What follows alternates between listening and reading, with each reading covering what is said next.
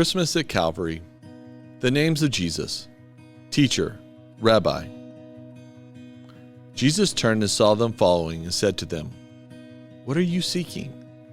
And they said to him, "Rabbi," which means teacher, "where are you staying?" John 1:38. The season of Advent invites us to listen. Take a moment, be still, and listen. What do you notice? What makes silence uncomfortable?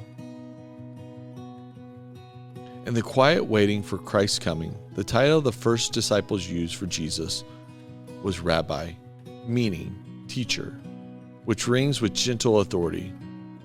Before Jesus worked miracles or gathered crowds, he was first recognized as one who taught.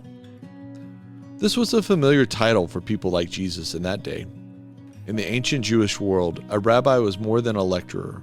He was a guide, one whose life embodied the wisdom he spoke. His followers did not simply learn information, they learned a way of life. When Andrew and the other disciples called him Rabbi, they expressed a desire not only to hear his words, but to also be his students. They asked, "Where are you staying?" In essence, they wanted to dwell near wisdom itself. Throughout history, the church has cherished Jesus as the divine teacher. Saint Clement of Alexandria called Christ the instructor of the soul, who trains his children in holiness and truth. For centuries, beginning in the 4th century, believers have gathered for Advent study and reflection, hearing again the voice of the one who teaches with grace and truth. At Christmas, the eternal Word became flesh so that the voice of God could be heard in human tone. The baby who cries in Bethlehem is the same one who says, "You have heard it said, but I say to you." The one who learned the language of his mother will later reveal the language of heaven. Advent reminds us that the teacher has come not merely to give lessons, but to transform hearts. His teaching is not abstract, it is embodied. All great teachers embody their lessons.